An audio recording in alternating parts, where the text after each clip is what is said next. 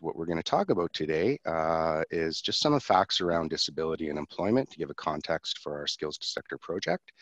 We're going to talk about those common myths that create those biases and barriers. We're going to share and present some business case studies that illustrate the benefits of being disability inclusive in employment. And then I'm going to hand it over to Ingrid to talk about how to engage this diverse workforce and give a context and a little bit of background around what's happening with the Skills to Sector Workforce Development Project. And we'll talk about some of the ways to implement some of these processes and procedures. So a little bit about Ontario Disability Employment Network. For those who don't know us that well, we are united to increase employment opportunities for people who have a disability. We have 140 member agencies across Ontario, and really our focus is in 5 key areas. So number 1, we engage and support businesses by encouraging them to hire people with a disability. We then provide them with the hands-on support through recruitment and the onboarding process and provide education and awareness, matching businesses with local employment agencies to provide job candidates. We also provide consulting services, strategy development, review, and analysis of current recruitment and onboarding processes to ensure those are inclusive. We provide businesses with sensitivity and awareness training.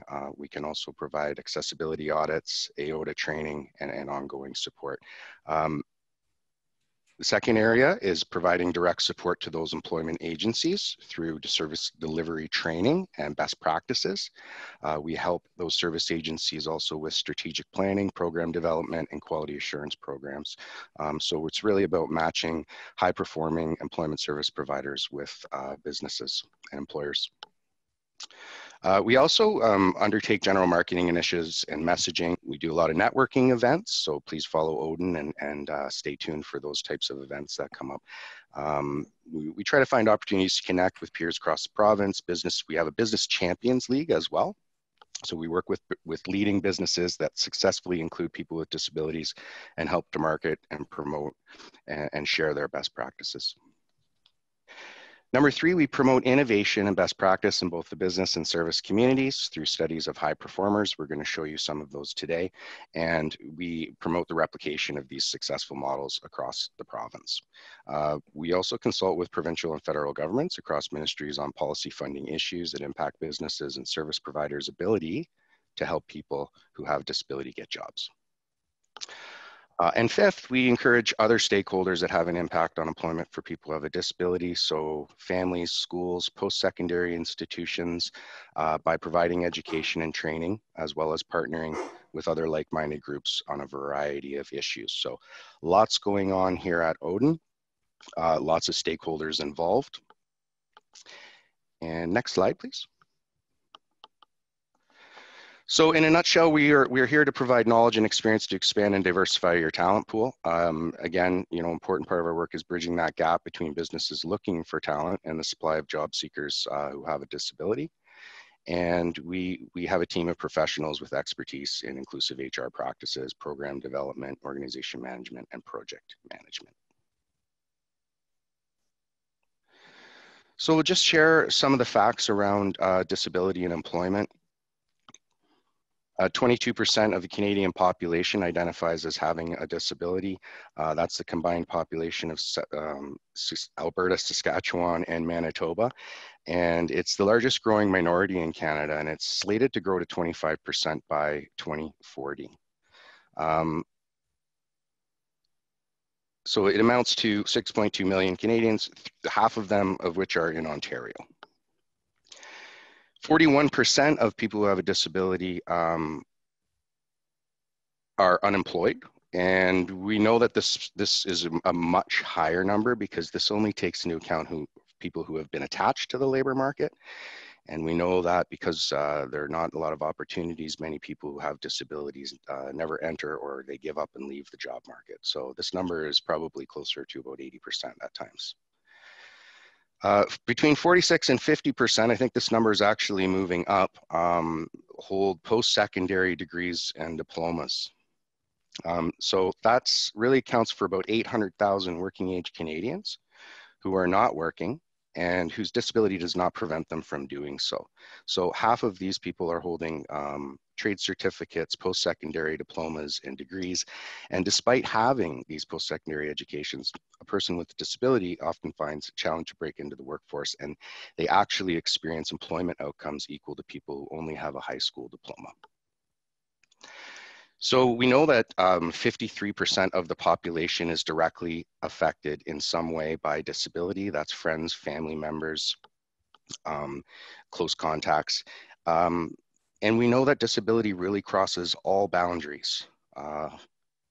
Race, religion, culture, socioeconomic status. So it really affects a really large portion of the population.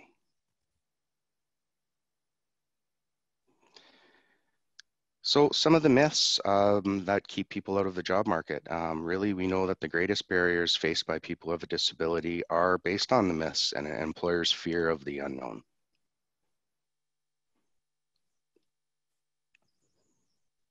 So a recent Accenture study called Getting to Equal, the Disability Inclusion Advantage, looked at reasons businesses have not hired people who have disabilities. And what they found in large part was that it was a lack of understanding of the scope of talent, a lack of understanding of the potential benefits, and the misconceptions around the cost versus the return on investment of disability inclusion.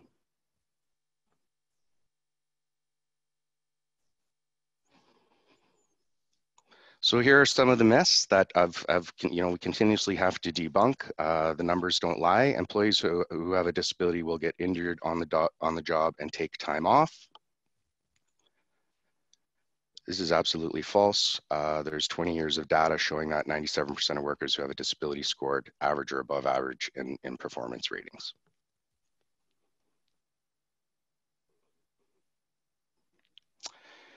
There's also a perception that the cost of accommodations or work adjustments are too high and cumbersome for businesses. We know that this is false. The Job Accommodation Network surveyed businesses between 2004 and 2012, and most reported little to no additional costs. And when adjustments were needed, the average cost was less than $500, and that amounts to a good ergonomic office chair, so a very minimal investment.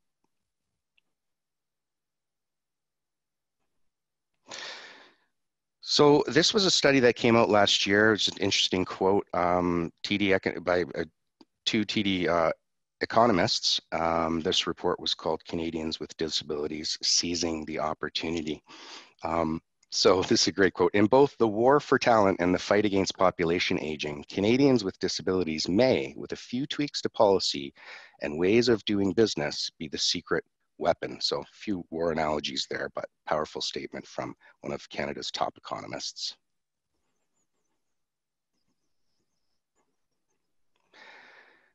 So here's just a little clip. We recently did a podcast called You Can't Spell Inclusion Without a D. I encourage you to look up that podcast.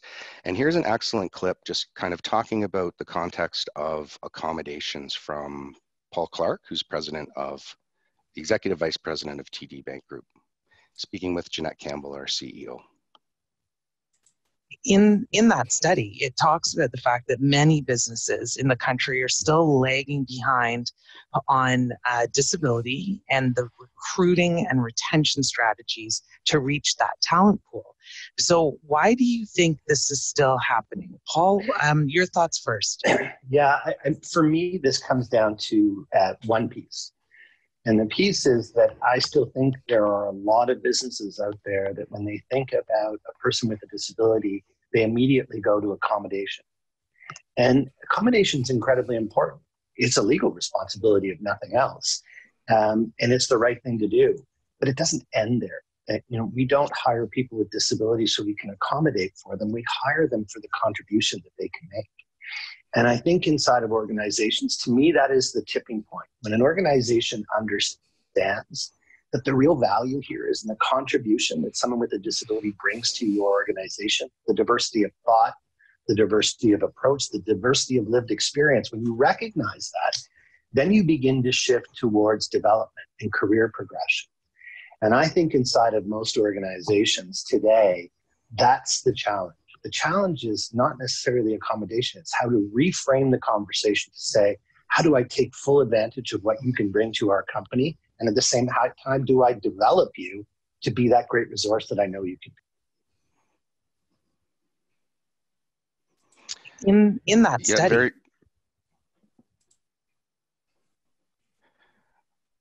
So that was really well said. It's about an investment, and it's about it's about supporting your employees to get the highest productivity out of them, really. So very well said, Paul. Thank you. So some other myths that we're constantly debunking, and one of the biggest fears for employers is having to let go of an employee with a disability and feeling like this is complicated. In reality, the process of terminating an employment relationship is the same whether the employee has a disability or not. So this is lawyer and ODEN business champion Joe Hoffer, just briefly explaining the issue. Welcome. I'm Anna Bruno, host of ODEN Talks. In today's segment, our producer Jeff Dobbin asks Joe Hoffer, lawyer and partner from Cohen Hiley Law, can employees who have a disability be fired? Let's move over to the studio and learn the process for termination if an employee is not working out. There's a lot of litigation involving termination. I get a newsletter every week, and by far the most cases that are reported have to do with employment issues, but they have to do with employment issues with able-bodied people. There's very seldom are we talking about people with disabilities. So if you can put that in perspective, you know, you realize that there really isn't a barrier to hiring, there isn't a barrier to firing, other than people's own fear of just working through the process. And the process of termination is well documented, it's well outlined, you just follow that process. You know, there's essentially two options for parting ways. One is termination for cause, which is rarely triggered. The other is termination with notice, and that's the option that we typically default to. And we do that with people with disabilities and able-bodied people. There really is no human resources barrier to doing it. Terminating with notice is far less expensive than putting up with an employee who doesn't want to perform or who's creating problems in the workplace. So it's a relatively straightforward solution.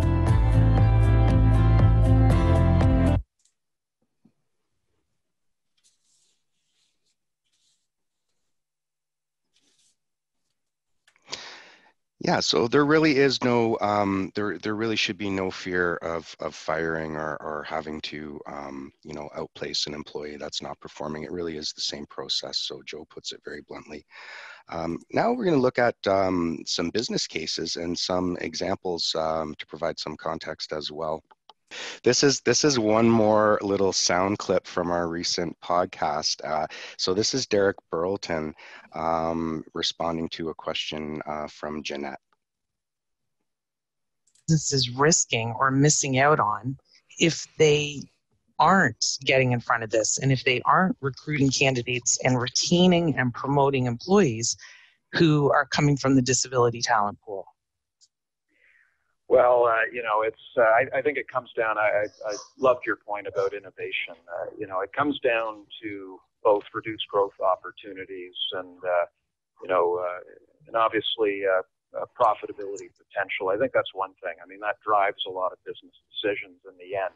And you know, I think the more and more research we dug up, and I think it goes back to the last question as well about, you know, what's holding back businesses. I think, you know, to some extent, there is a lot of misinformation out there. And I know I was kind of looking through some of the research the other day. And I think one of the chambers put out a great Mythbuster article that kind of walked through a number of, you know, misperceptions about people with disabilities. And, you know, one Paul touched on, you know, the cost of the issue of accommodation. And, And I think there's this notion that the cost is going to be thousands and thousands of dollars. But I think, you know, in actuality, a lot of accommodation can be implemented at pretty low cost. And of course, government programs are there to defer some of the costs as well. So that is one thing. But I think it comes down to this notion as well, this perception that, you know, that people with disabilities are naturally less productive because of some of the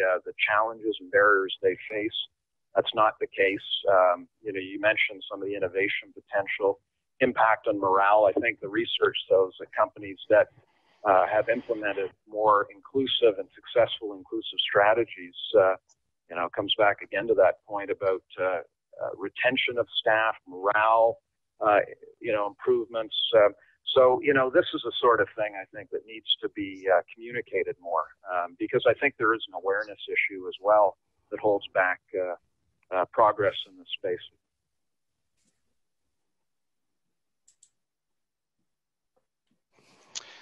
Yeah, so that, to me, that's Derek cheering us on and just reiterating what we already know. But this is a top Canadian economist, and these are numbers that don't lie. So thankfully, the business case is becoming more acknowledged and recognized, and we're at the point where businesses are really trying to figure out how to take advantage of this. So some other stats here, companies that include people with these stats come from that Accenture study that I referred to, and also some US Department of Labor information.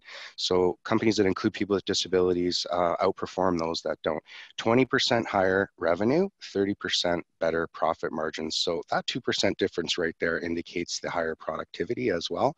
90% increase in retention of employees, 72% increase in productivity, et cetera, et cetera. Interesting that there's a 45% increase in workplace safety. We know this is very important in the mining industry and is definitely a focus. So just another important feature. And in addition to that, excuse me, 38% of companies reported savings in workers' compensation and other insurance costs. You know, we can guess at some reasons for this. But that's a whole different seminar. Just in that these are the numbers that really do speak to businesses to really, you know, push their inclusion efforts for people who have a disability.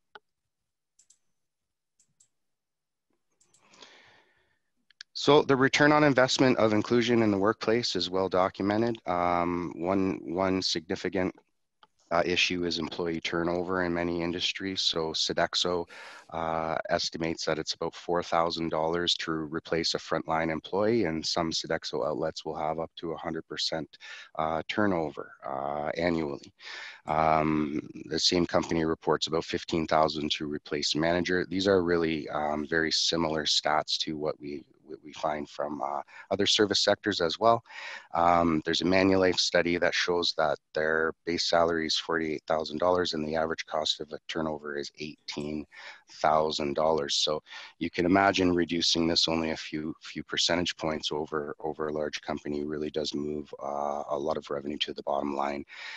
We know that statistics show that the retention rates among persons with disabilities is 72% higher than those who do not identify with disability. And employees who are able to bring their whole selves to work, people with disabilities are 42% less likely to leave within a year. So this in industries where they are battling turnover, this really has quite a huge impact. There are many other positive impacts of inclusion in the workplace. So, you know, we have the numbers and the studies, and then we have our anecdotes and what we know and what other people experience. So we, you know, equitability and respectfulness improves when people have a feeling of being valued, included, and have a sense of belonging in a workplace. And being inclusive also has an impact on an environment of disclosure and feeling safe to bring your ideas and concepts to the workforce. So it has an effect where employees are empowered and and ready to grow.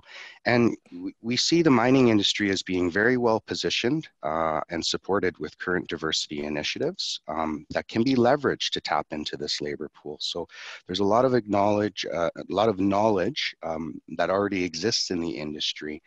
Mining Information Human Resource Council has programs called Gender Equity in Mining Works and Mining Essentials, which target Indigenous workers. PDAC has a Gender Diversity and Inclusion Guide, which has been released over the last few years. So, you know, we really feel that this experience can be leveraged. Also, you know, when people do get injured or acquire an injury or a disability while being employed, we know that the mining industry has experience with return to work programs and are very successful. So some of that same intelligence can be applied to hire and onboard and retain people who have a disability. And just, you know, unfortunately, we don't find a ton of examples. We're hoping to create more of these examples. But one great one that we came across was Valet in Brazil, where they hired 208 professionals who have a disability in 2016.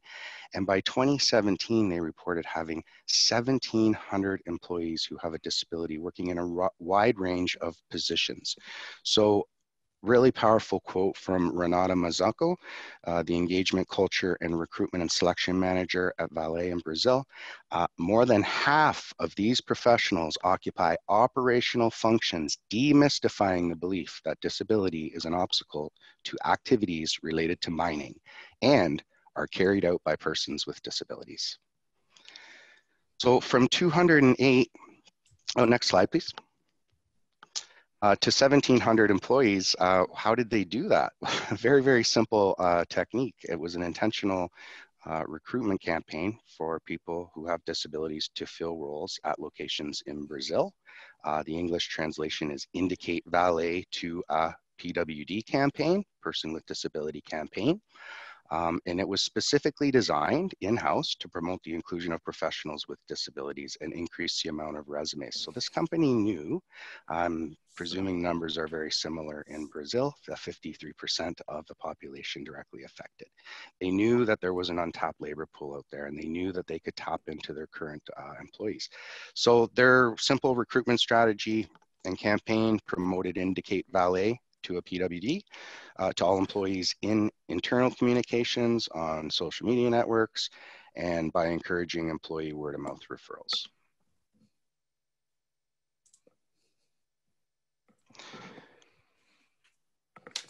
And I'm just going to turn it over to Ingrid now to share some more of the business cases, starting with an example from SAP. Thank you, JC. Welcome again. As JC was indicating, finding examples from different sectors sometimes can be a bit difficult because of that stigma around indicating or revealing and disclosing that you have a disability. But when when work is done with intention, more examples can be found. And this is a great example of a global corporation, SAP, the software corporation that from Germany that does enterprise business operation and customer relationship software, where they understood that a large portion of people who have autism are not employed, about 80% of them. And they knew that there was talent within that demographic that they could utilize and benefit from. So in 2013, they did a very intentional, and you'll hear this word often throughout our conversation, intention. They did a very intentional campaign to ensure and commit to hiring 1% of their global workforce comprised from people who have autism. Here in Canada, one of our agencies that belongs to the network, Specialist Terna, who deals specifically with people in the autism spectrum, have participated in this campaign. And their success demonstrated that positive impact was possible by empowering people who have autism to excel in the areas of their strength. So again, the idea was to focus on strength, not on disability, to focus on how do you collaborate, how do you understand the needs of the employee, and how do you match them to the needs of the employer to create that successful match. Now, SAP recruits very regularly in across all of the aspects of their corporation, support, marketing, operational. We have a small video just to demonstrate how easy and what it looks like when you incorporate people who are in the autism spectrum within your workplace.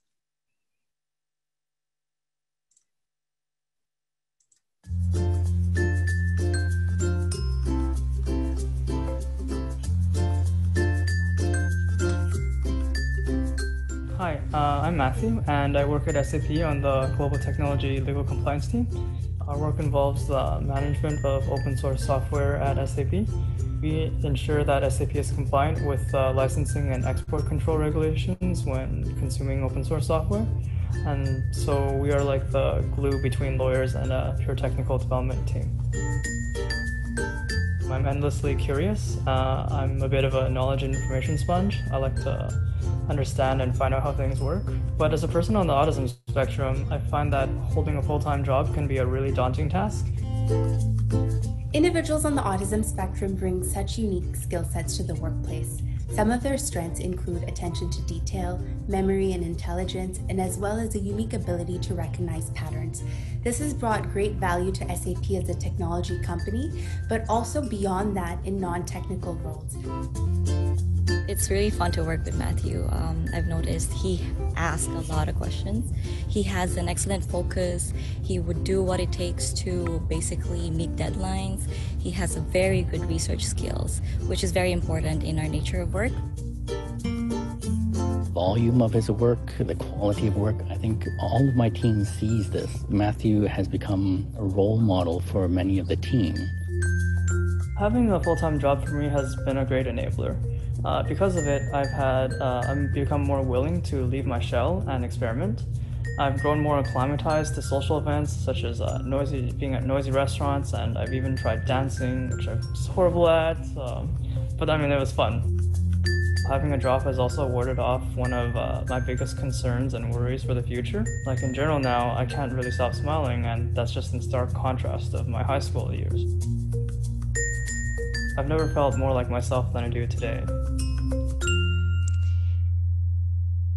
And we present the examples because often we find that we don't know when we don't know.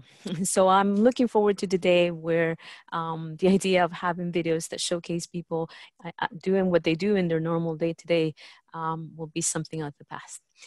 We continue with another example, one that I've been personally involved with, and that is Rockwell, a manufacturing facility in Milton, Ontario. At the time when Rockwell came to ODEN, they came to us because in Milton they were having close to 0% unemployment rate. And manufacturing facilities were almost stealing workers from each other because of the demand for labor. So they were very intentional in their thinking outside of the box to come up with solutions that could benefit them from a perspective of getting the work done. And by connecting through ODEN, we connected them through the Bob Rumble Center of Excellence for the Deaf, because they didn't realize that right there in their community, they had a demographic, people who are deaf or hard of hearing, who could be trained and brought into their facility as a talent pool dedicated to them. So through work done with Bob Rumble as the agency that was supporting job seekers as well as supporting them from a business perspective, and the work that ODEN was doing to help them create that capacity so that they could attract, hire, and retain people who are deaf and hard of hearing, they hired 6 employees. These employees are in manufacturing positions that include tasks such as line assembly, equipment operation, keep up and maintenance of equipment. Some of the anecdotes that we get from the HR manager at Rockwell are, you know, the idea of being on time, doing your job properly, in fact, doing their job much more safely than other of the employees at Rockwell, because once you train and you train with purpose and with intention, a person who has a disability, they'll tend to maintain that sense of safety. The new hires allowed Rockwell to start a work line much sooner, and from that perspective, get their business going as well. it shows also within Rockwell a bit of flexibility. You know, they understood that some adjustments had to be made in order to integrate the new employees, and the adjustments were fairly simple actually. Get more mirrors around the facility, which in turn now benefits all of their employees. Extending their training. They used to do all of their training within 1 day, which even for a person who is not deaf will be quite overwhelming. So they began to extend the period of training, and they began to modify that by having training in class as well as training on the floor. And that for them highlighted how much better they could be doing the training for new employees by providing that opportunity to go after they have had the training in the classroom, to go and take into and begin to do some of that training that they just obtained hands-on on the floor. So that, you know, begins to create that unintended benefits of hiring more inclusively. Your processes become better. You see barriers where you never realized there were. And a culture of change begins to happen because you understand that by accommodating, by adjusting for a person or a group who has a disability, you're creating processes that are better for everybody else. We have one more video just to showcase what disability in the workplace looks like before we go on to talking about skills to sector. I always got a thrill out of being independent, like just the feeling of being able to accomplish the same things that everyone else was accomplishing. I think people often underestimate me as a blind person and what I can do. People don't even know how can a blind person use a computer or use their phone or get around. They think, for example, that my dog does everything.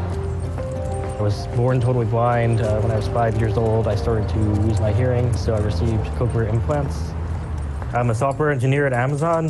When people hear that, they're usually pretty surprised. They say, how do you do that? How do you write code when you can't see the screen? As far as how I do my job, I am using a standard laptop computer with a piece of software called a screen reader. It reads out the text on the screen. I can use the arrow key, for example, hit the down arrow here, and it'll read the next line.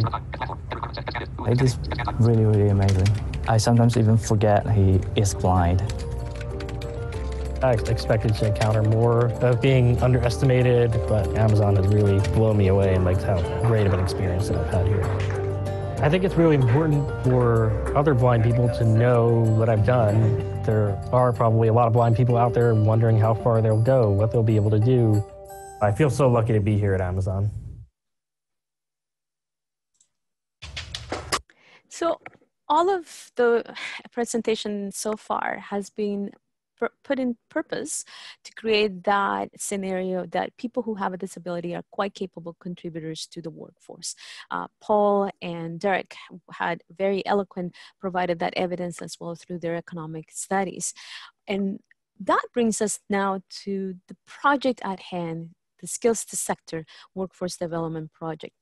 In understanding that people who have a disability are underrepresented in some sectors, ODEN and a consortium of partners came together and applied for funding through the Skills Catalyst Fund with the Ministry of Labor Training and Skills Development, and we were successful in receiving such funding to create regional approaches to labor market partnerships and employment pathways specifically for people who have a disability in two sectors where a demand for labor is quite high and an underrepresentation of people who have a disability currently exists. So we have looked at mining and agriculture within two geographical regions of focus, the Northern Ontario area for mining, of course, and the Southwestern Ontario for agriculture. The targets are, as I said, these two specific sectors because, as you can see from the data, in mining, in the next 10 years, you're going to have about 80,000 workers who are going to be leaving the sector. Close to 60,000 of them are just retiring. It's not like you can even ask them to stay. They have put their dues and they're ready to enjoy life. So replacing all those workers now requires the sector to begin to be more innovative in their approach of non-traditional labor sources. And here's where people who have a disability, when provided the proper supports and the proper training, can be a solution for that labor demand problem. It's often said that it's best to start with the end in mind. So let's talk about what is it that we're trying to do as partners in this sector. We are looking at, for the project, within the project, to engage 200 participants, 200 job seekers who have a disability to enter either the agriculture or the mining sector, with a goal of having at a bare minimum 10%. 20 people hire and employ by the end of the funding year, which will be March of 2021.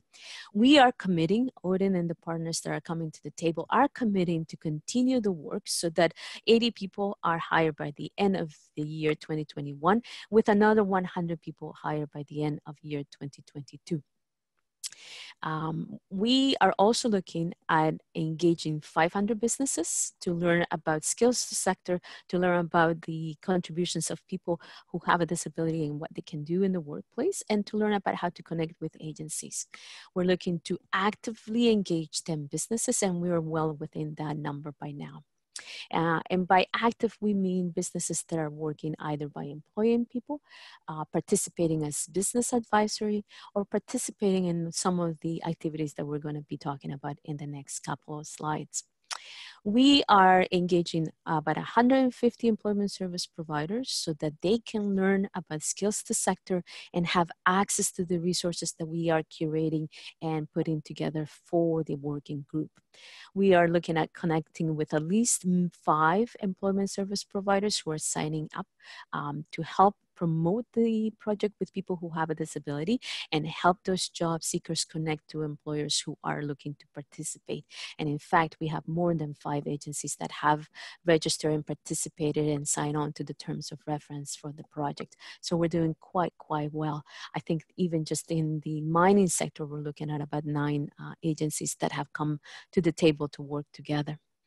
And when it comes to educational service providers, so those are your post-secondary education institutions, high schools, and any other providers of continuing education, we are looking at connecting with at least 18 of them. So that is some of the KPIs, but one of the most encouraging and one of the most meaningful outcomes that we're looking to create out of this project is the career pathways. Career pathways is not new, it's not a concept that is new, but what will be new would be the adaptation of career pathways to include wraparound supports for people who have a disability to understand how to navigate the career pathway when they identify that they have a goal in mind. Career pathways should be well connected and transparent with education trainings and credentials and support services for the person who is navigating them. It should come from identifying the needs for both the employer as well as the job seeker and understanding that synergy. They should have multiple entry points so that the student can be prepared at either entry and provide and obtain those certifications and credentials that will be required for the job that they're looking to enter. And it should be provided with multiple exit points so that the person can navigate by themselves when they are ready, when they think that they are ready to embark to the next career. So those are the 2 outcomes for this project: the creation of partnership relationships that will eventually result in employment outcomes for people who have a disability, and the creation of these career pathways that are going to set the model so that we can take what we have built or what we would have built by the end of March and replicate this into other sectors: manufacturing, forestry, food processing. It should be replicable in any other area. How do we get to that? Working together. The project steering committee is led by ODEN, but we have partners that have come to the table and have worked very hard with us along the way. And those include Niagara Technical Employment Agency out of Niagara to take the lead on the groups that are working in the agriculture sector. March of Dimes Canada is taking the lead in the northern area with the working group that is working in the mining sector, also participating in the agriculture sector because they have a national footprint. The Ontario Federation of Agriculture signed on as part of the steering committee at the time that the application for the funding went through. And we have LinkedIn to provide us with that best practices when it comes to delivery of training. So this group gets together very often. It used to be once a week during the beginning of the project, and now we're communicating mostly electronically through email and getting together once a month. But they are the ones that are directing from an agency perspective, from a business perspective, and an educational perspective, the work that we are doing in the project.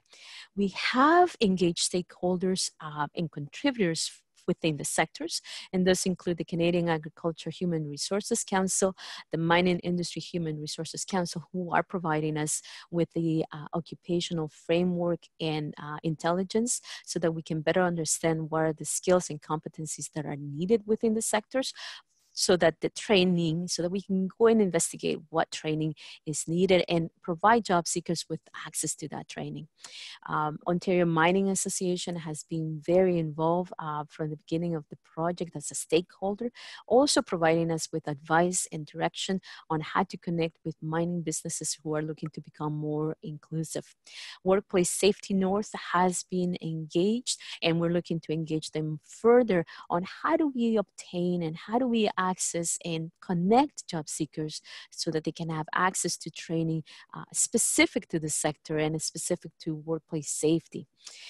When it comes to post-secondaries, we are connecting with the University of Guelph, College Morel, Northern College, and the Ontario Agriculture College to understand how to connect to job seekers who have a disability, who are not in the particular careers that will come or that didn't think that mining was a career for them, but to help them understand that this project is for them, that through this project they can be making connections to employers and employment agencies that can support them in that career pathway.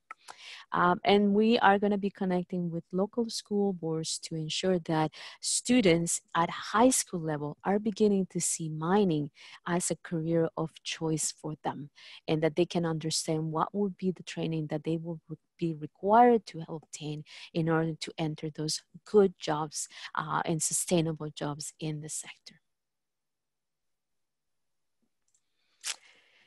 The Northern Working Group has been gathered and has been meeting with the lead from JC.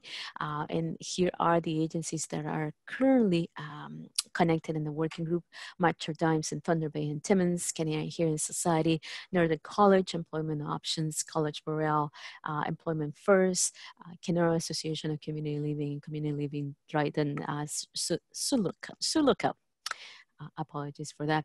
So these groups are coming together in a very regular basis to talk about how do they continue to create these relationships and how do they continue to support job seekers who would want to participate in the project.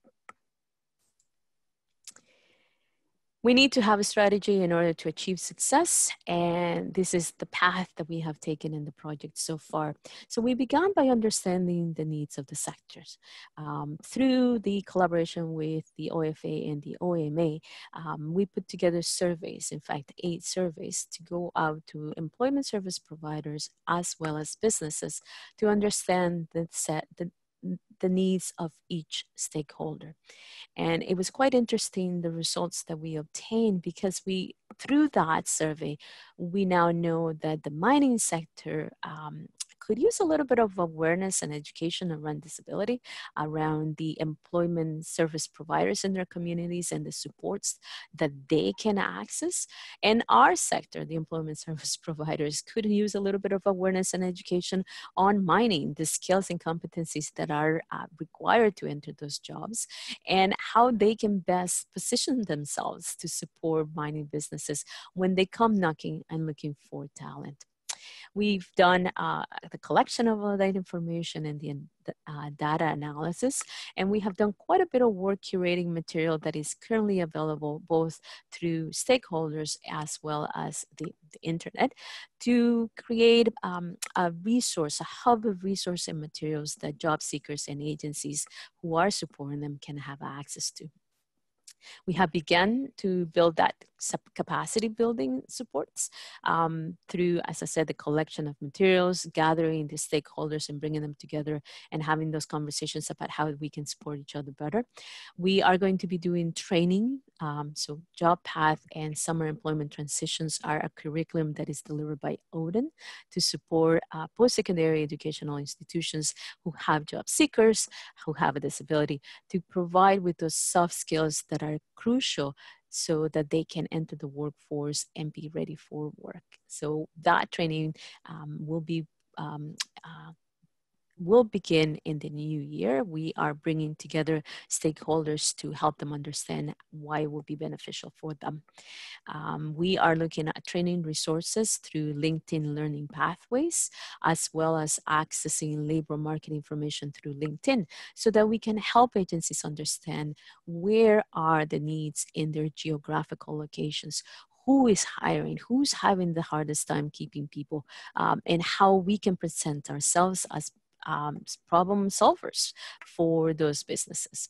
And we are also providing training for employers who are looking to become disability awareness and confident so that when those partnerships are cemented with job seekers and agencies, they already have had an introduction to disability and had to support somebody who has a disability. That training will also be available in the new year. We'll continue on with the development of new skills for both employers as well as job seekers, providing opportunities for virtual learning experiences through RIPN, as well as the Business Higher Education Roundtable, by looking at what exists within our own agencies for training and helping them build that capacity and support them in areas where there might be a gap, by providing the agencies with that continuing access to labor market information through LinkedIn, by connecting them to Mentorability. Mentorability is a national program that seeks to connect employers and job seekers who have a disability to create that relationship, a soft touch relationship. It can be about a day, it could be as long as the mentor and mentee agreed to do. And that is something that it's a program that was created by the Canadian Association of Supported Employment, received funding through the federal ministry, through the federal government, and has been expanded nationally. And in Ontario, ODEN and March Dimes are the leads to support that program. So we're looking at connecting the agencies that are in the working group to Mentorability to create those partnership programs, partnership relationships. We're also looking at how do we create access to on-the-job supports for assistive technology information. We know that technology is changing the world of work. We know that in the mining sector, technology is playing a crucial role. So it can also play a role for job seekers who require on-the-job supports and through technology like Avail as well as AbleLink. And we'll continue on supporting those initiatives through the remaining of the project.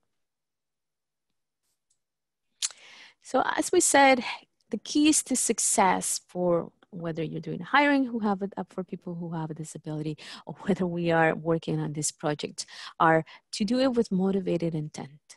All the stakeholders who have come to the table are motivated by not only realizing how they can be better employers, how they can hire better, but by realizing that the demographic of people who have a disability can be a solution to their current labor challenges. And when it comes to hiring, managing the process well will also be very, very important. And that's when we talk to businesses about the fact that they have community partners that can help them support that process to ensure that it's successful.